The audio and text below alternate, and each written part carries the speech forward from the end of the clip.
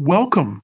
Today we'll prove that for the function y equals ae to the mx plus be to the negative mx, its second derivative minus m squared times y equals 0. Let's solve this step by step. We'll start by finding the first derivative of y with respect to x. We begin with our function y equals ae to the mx plus be to the negative mx. To find the first derivative, we'll use the chain rule. For the first term, the derivative of e to the mx is m times e to the mx. For the second term, the derivative of e to the negative mx is negative m times e to the negative mx.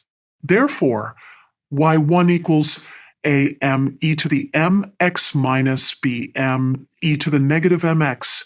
Now, let's find the second derivative by differentiating y1. Using the chain rule again, the derivative of am e to the mx is am squared e to the mx, and the derivative of negative bm e to the negative mx is bm squared e to the negative mx.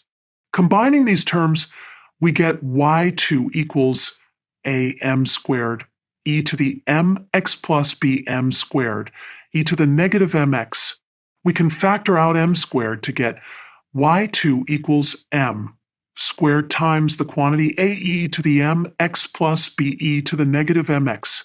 Notice that the expression in parentheses is our original function y. Therefore, y2 equals m squared y. Rearranging this, we get y2 minus m squared y equals 0, which is what we wanted to prove.